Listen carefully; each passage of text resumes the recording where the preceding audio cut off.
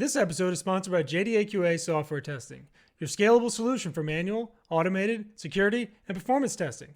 Check us out at jdaqa.com. And with that, let's get on with the show.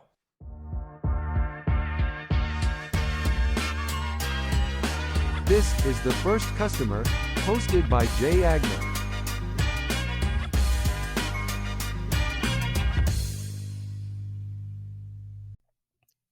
Hi, everyone. Welcome to the First Customer Podcast. My name is Jay Agnew. Today, I'm lucky enough to be joined by Chris Molaro. He is the CEO and co-founder of NeuroFlow, creating a happier and healthier world.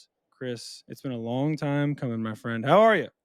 Jay, what's up? I'm doing great. Oh, all right. Well, look, let's get this out of the way.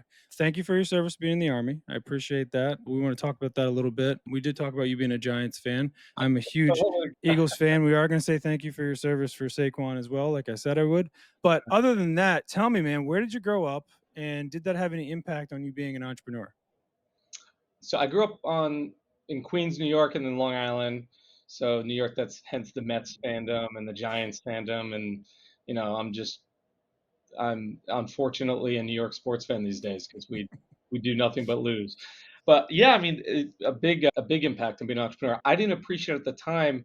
My family, I'm the first person to go to college in my family, but my grandfather and my dad owned a construction business, a flooring business. And, they were laborers. They went and installed floors, but it was their own business. And I think learning from them, seeing how they did that, I didn't even know it at the time. I think it got the entrepreneurship bug in me. Well, how did they feel about you going into tech instead of, being a guy working with your hands and blowing out your back by the time you're 45 years old or whatever? I think they're thrilled by it. Yeah. Okay.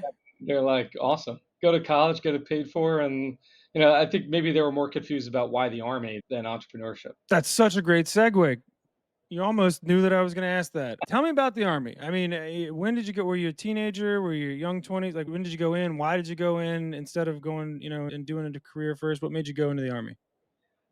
I was 13 years old when 9/11 happened, and we lived, within commuting distance of Manhattan. And so with friends that had parents that were affected, that some were killed, and we all were affected by just the change of lifestyle and so forth. But you had this jolt of patriotism back then, and I was in 8th grade at the time. And, that combined with, I was literally the first person to go to college out of my immediate family. And so my dad was like, you're doing great in school. We're proud of you, but you have to rethink the schools you want to go to because we can't afford like these expensive private schools. And that's when I learned about ROTC programs, which provide scholarships to go to college, but you have to serve in the Army afterwards or the Air Force or Navy. And then upon learning that, I learned about the academies, was fortunate enough to get into West Point. I figured if I'm going to do the military thing, whether through ROTC or West Point, might as well do it through the place that's made for that. And I had a phenomenal experience at West Point. I had to have an engineering degree from there and learned about leadership. And 22 years old, found myself as a commissioned lieutenant in the Army. And when did you decide to go back to civilian life? And was there any thoughts of being a lifelong Army guy, or were you like, this is going to serve a purpose to get me to somewhere else? Yeah, I don't think anybody's ever asked me that in like an official capacity like this. I love the question. I love answering it. For me at least, and I don't know how other people feel about this that are in this similar position, whether ROTC or West Point, but for me, I was very open-minded about it. Like to me, I didn't want to go to West Point, be an officer just to get out after 5 years or 6 years it was for me. But I also didn't want to say I'm doing nothing but serving in the military for a career. I had a really great teacher, professor, a mentor of mine who's now actually on the board of NeuroFlow, Brigadier General Bernie Banks, who gave me the advice when I was thinking about what to do for a career. He said, run to something, not away from something. Far too many people get out of the Army because the grass is always greener on the other side, and then they regret it. They miss it. And so I made a commitment that to myself, while I was in the Army serving, I would try to be the best dang leader I could. I mean, the soldiers that were in my command under, when I was a platoon leader deserved that from me.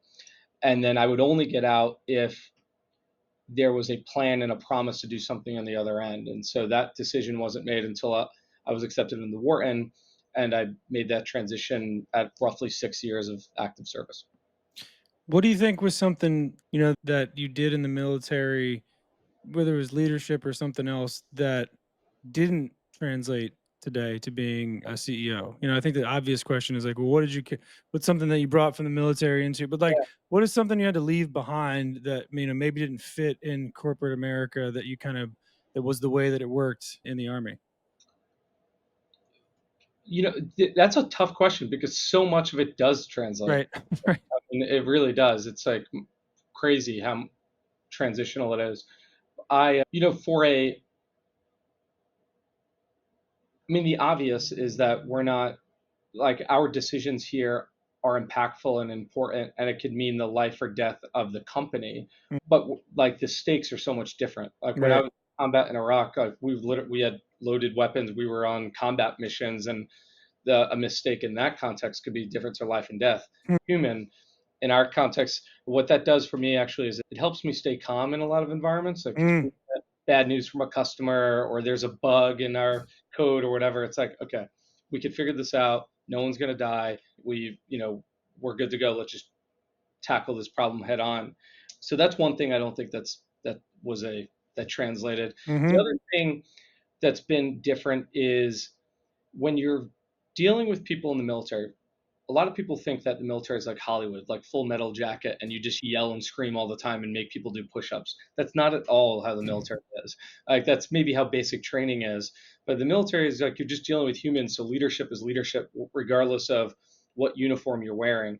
But what is different is that in the military, you're contractually obligated to follow orders, and Mm. you have to stay in the military. Whereas at a business like ours, you know, anybody can leave at any time. And if they don't like what the culture and what they're a part of, they can leave. Where in the military, that flexibility is not there. That's a great answer. I love that answer, which means that obviously you have to lead in a different capacity, knowing that your people aren't, going to be court-martialed or whatever if they leave. So Exactly. that's, Yeah. although Yeah. maybe, maybe you're good people, you'd want to like keep on, hang on, look, you can't leave, but I appreciate it. All right. Well, tell me about NeuroFlow. Where did the idea come from? When did it start? Just give me kind of the genesis of where it came from. It goes back to the military days. I mean, there was, deployed to combat for a full year. A lot of soldiers were without their families. We dealt with like being stressed, amplified in like this heightened state almost 24/7. Anybody's going to walk away from that being anxious, like a lot of PTSD, and transitioning back home when our home base was in Texas. It was just a huge transition period, and our unit lost a soldier to depression. He took his own life, and Mm. that was just a huge tragedy that we look back on it, and we learned that he never went to the therapist that he was referred to go to. He never went to the pharmacy to get the medication he was prescribed, Mm. and no one ever followed up to see how he was doing. Was he improving, not improving, and that sort of thing. And Right. just that enormous gap in care was, frankly, it was a leadership failure. It was a failure of the system, the medical system, and it was frustrating. And as a technologist, you have to think that's where like tech and data and can remove the human error of missing that and Yep. make it those gaps are filled. So that was the genesis of the idea. So tell me how you transform that tragic situation into the idea of like, okay, there's a problem here, but this is and again, I talk to my friends about healthcare all the time, and I used to hate the healthcare space because I worked in it as an interoperability and interfaces QA engineer, which is just as awful as it sounds. It's just like it's just all it's just numbers and data, and it's just it's Yeah, fine. It's just and it soured me a little bit, but then I started coming back around and talking to some of the people like you and some of the like the CEO over at Health Verity, and they were just talking about the healthcare system obviously is broken in many ways.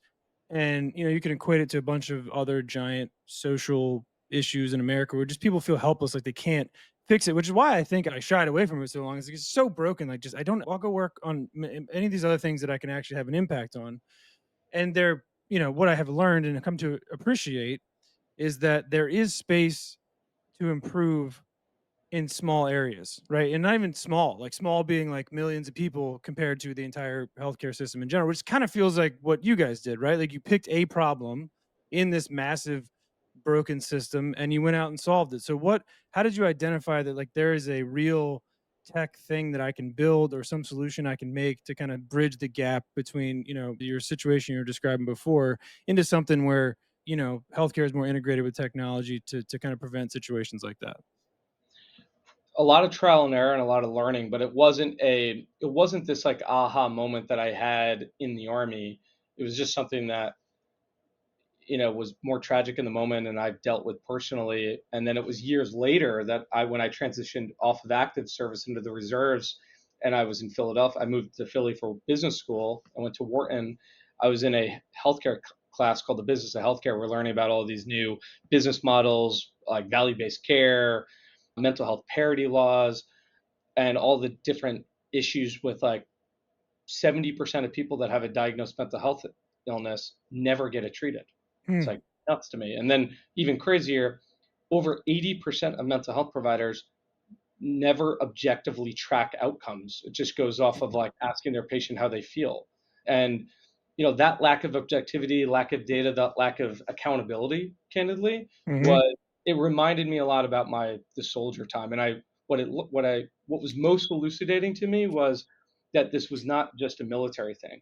This was, I think a lot of times vets get typecast of, oh, you're the PTSD like group. What Hmm. I learned was, wait, this isn't just a veteran thing. This is a human thing. Medicaid, Medicare, urban, rural, men, women, it doesn't matter. Everybody's impacted by it. And that these problems are pervasive across the board, not just in the military, even though that was my impetus for wanting to do. Hmm. And the we didn't we were never so my co-founder is a bioengineering PhD from Penn. That's how we met at Penn. And we were never in search of a problem to solve. In other words, this gap in care, access issues, quality issues were always there. It was just a matter of how to solve that.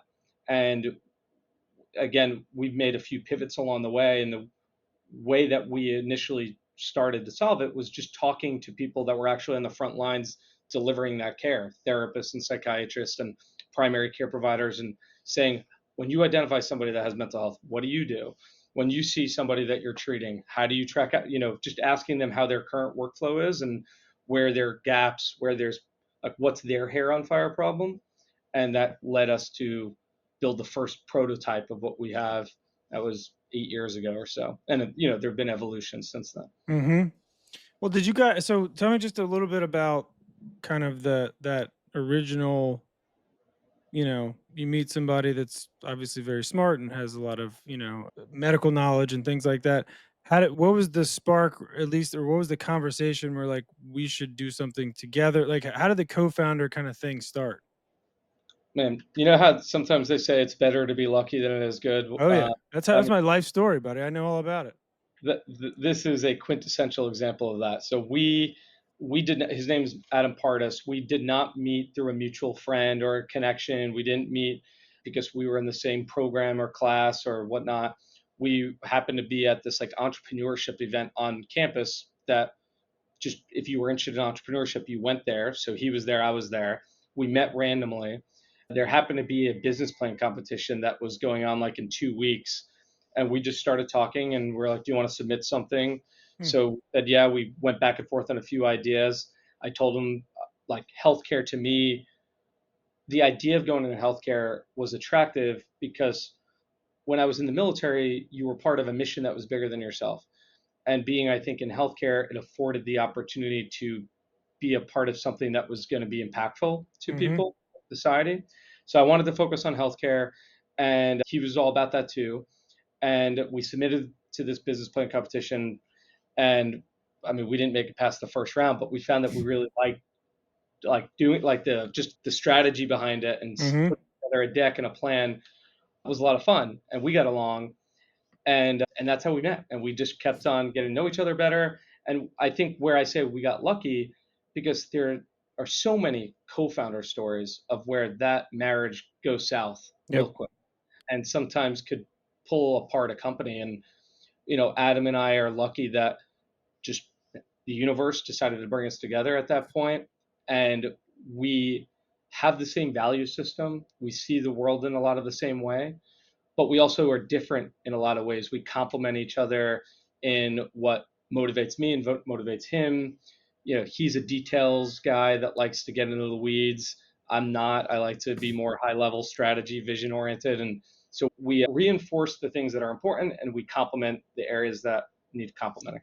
Love that. All right. Well, what was the first kind of iteration of the platform and who was the first customer? Dr. Van Doren is a private therapist. A lot of people would always say, "Oh, you're NeuroFlow, you're the vet's mental health company." And the funny thing is, we didn't start serving the military and the VA until 5 years into the company because Mm-hmm. the DoD and the VA wouldn't touch us with a 10-foot pole because we were a brand new startup and we're unproven and stuff like that. So our first customers were just private therapists in the Philly area that we would literally go knock on their doors and they'd say, "Oh, you're here for therapy?" We're like, "No, but do you have a few minutes? We'd like to just learn." And we weren't trying to sell them yet. We were trying to just learn what their workflows were and, you know, what kept them up at night and what were their challenges throughout the day. And after doing that for about 6 months, we learned a lot and realized that this idea of objectivity and measurement based care kept coming up. They're like, I only have to go off of what my intuition and my patient's telling me. I don't know how they're doing in between their appointments. And so we developed this system that could more effectively survey and measure outcomes related to their therapy over time and show them that graphically. And we went back to Dr. Van Doren. We said, "Here's the system we built. Would you like to use this in your practice?" And I still remember we invoiced through QuickBooks, believe it or not, back then. And like the payment came through, and I called Adam. I go, "Holy crap, we have our first payment! I can't believe it." And the rest is It's a history. good feeling, isn't it? Your first paid invoice.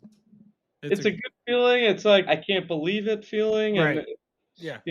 now it's like, wait, now we actually have to provide value Now we to her. gotta deliver. Now we gotta deliver. Now we have to. That's the kicker. Now you have to do, do the stuff for the money you got. So, all right. Well, who is your customer today versus who it was back then? Like, kind of just give me the snapshot of like, any major changes to the platform to where you guys kind of evolved to today. So, who are you serving today versus back then? Yeah, so back then, again, it was like these mom and pop single shingle providers, many that were out of network of insurance, like they were cash pay. And we, in terms of like the early adopters, we had to go to the people that were willing to be innovative, take a risk, and they like the provider or the clinician was also the decision maker. So it was like just you could go there and sell them on the spot almost. We used that to build credibility and show the data and the outcomes and so forth to parlay into larger enterprise deals. And so today, we sell to enterprise healthcare customers. So both health insurance companies like here in Philadelphia, Independence Blue Cross, and large providers and health systems like ChristianaCare. The VA health system is a national customer now. And so much bigger clients, more complex, longer sales cycles, but also the opportunity to make a bigger impact in terms of the number of people that you're supporting. And how the product has evolved, both the product has evolved and the number of products we offer have evolved. So we have 4 different products we offer today. We have a data analytics product we call BHIQ that looks at disparate data sources like claims data and EHR data to help identify mental health issues. We have workflow tools that will integrate into the EHRs and the care management systems to help identify what the next best action is and coordinate the care. So again, we're not delivering the care, but we have partners that deliver the care. We have a engagement platform we call Onward. That's, think of that as a mobile app that has different support mechanisms on it, like, mindfulness videos and journaling activities. And then we have an analytics product that measures the quality of care once it's being delivered, called treatment progress. So all of those tie in together. We have some customers that use all 4. We have some customers that just use 1 out of the 4. If you had to start over tomorrow, and this isn't a what you would do differently question, but if you had to start over tomorrow, kind of same line of business, same problem you're solving in 2025, what would be step one tomorrow to launching NeuroFlow?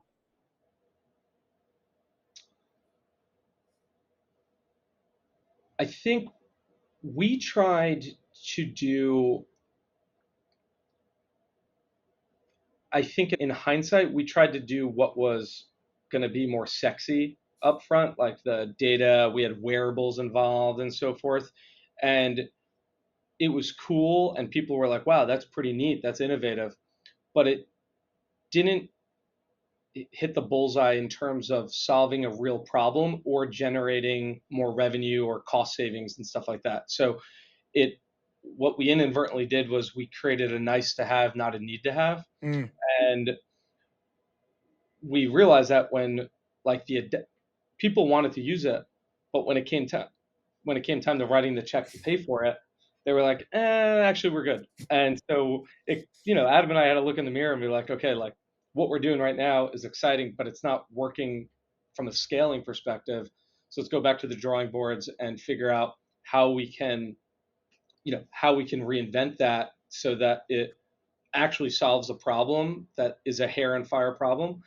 And just an example of, eventually we found that we started working with a pain management clinic. So you think mental health, why pain management? People that have chronic pain almost always have overlapping mental health issues. mm, And if the mental health goes untreated and unidentified, the pain is not going to get any better either. right. And there were new insurance reimbursement codes that reimburse pain management providers to account for and treat the mental health as well as the pain. Mm, And so we went from our average contract size being like $1,000 a year to our first pain clinic being over $100,000 a year because they were able to make more money on the services they were providing through our technology. And I mean, you don't need an MBA to know like that's the scalable business model. So I think we could have done things differently to get there quicker than what we did, originally. well, I mean, how do you keep up with all the healthcare stuff? I mean, like you mentioned, like those codes Yeah. that they were able to be reimbursed for completely transformed your business, but you had nothing to do with those. Like you didn't make them, you didn't champion for them, you probably weren't on some committee that even talked about them. How do you keep like tabs on all the shit that could like potentially affect what you guys are doing, especially today after you've grown, you got 4 lines of business. Like how are you staying on top of it today to know what's coming next or hope to find out what's coming next? So different answer for back then versus today. Back then, it was just a lot of curiosity. It was a lot of research. It was a lot of reading newsletters and listening to podcasts or webinars. A lot of it was asking our customers like what they're seeing in the Hmm. market and placing bets sometimes. Like this, when these codes came out, it wasn't obvious that our tech could be applied to that. So we had to do some research, think about it, and then go to the some of the pain providers to talk to them about that. Today, we still do that, but we have a team now that does that. Our go-to-market team, our business development team, but we are actually leaning into influencing more. We have a lobbying arm and a government affairs arm that Mm, DC that helps advocate alongside our customers and influences where the market's heading to, and has more value-based care and integrated mental health aspects of things. And so we get to be, I wouldn't say that in the driver's seat today, but we have a seat at the table so that we know more of what's coming down the pike that we could be excited about versus reacting to it, which is what we did earlier on. I didn't know that. So I'm gonna give myself credit for that being an incredible question. That seemed to work. I mean, that couldn't have gone any better. That was great. That went But for that was great. We all did good on that one. All right, we're coming up against it. I have one more question that I ask all my guests. It's the mystery question. It's a mystery question because nobody knows it, and I've had 250 episodes and nobody's known it, which means nobody watches the episode before, and I'm okay with that. So that's fine. Chris, non business related, maybe even non healthcare related, just in general, what would you do if you could do anything on earth and you knew you wouldn't fail? what would I do if I could do anything on earth and I knew I wouldn't fail?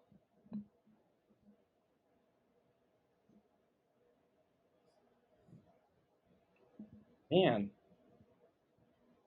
I mean, my instinct is going towards like this. It sounds like a soapboxy answer, and I don't want to give that one.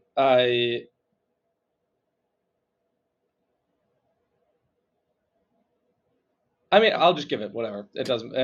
The I, coming from the army and the military, serving in combat. I mean, this kind of hits home to me, right? And so, if I can work with other leaders to get us to a place where we can, we could put violence aside and work collaboratively with other countries and have peace on earth and not fail at that.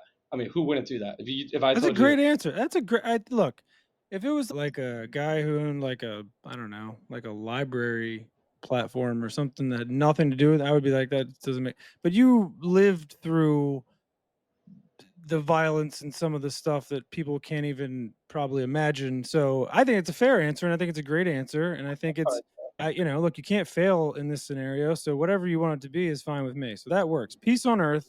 And honestly, I haven't gotten that as much as I feel like I would have gotten that. I usually get like go to space or like, I don't know. I've gotten a couple other good ones, but that's a good one. I think that's totally fair. And again, I think from your context and your perspective, that feels like, a really, and it feels like what you're trying to kind of, you're trying to solve a lot of big things, man, and you've done a great job so far. Everybody I know loves you, especially people on your team that I know are, they just love your leadership style and have nothing but great things to say about you. You built a great company in the city of Philadelphia that I know a lot of people know about because, we happen to be partners on some things, and nobody has anything but great things to say. So keep up the great work. I think it's genuine, which is why I genuinely, I'm rooting for you guys to be successful. I don't think that this is like a cash grab or some way to just like, do something in healthcare to get money. Like you're really trying to solve problems that hit home for you. And that, I think that says a lot about you. So Chris, you're awesome. If anybody wants to reach out about anything they heard today directly to talk to you, how would they do that? absolutely. Well, Jay, one, I appreciate that. I joke with people. I said if I wanted this to be a quick win, I wouldn't have gone to healthcare. No, you would not have. No. They could find us at neuroflow.com. We're also on all the social media platforms and so forth. We're at 16th and Market, so come on by. We'd love to innovate and collaborate with you all. Beautiful. Chris, you are the man. Have a great weekend. I can't, I guess, say go birds. I can still say go birds. It doesn't mean you're going to agree with me, but go birds. And thank you for being on, buddy. We finally made it happen. I think we had a great show, and I'll talk to you soon. All right. Thanks, Chris. Thanks, Jay. See you, buddy.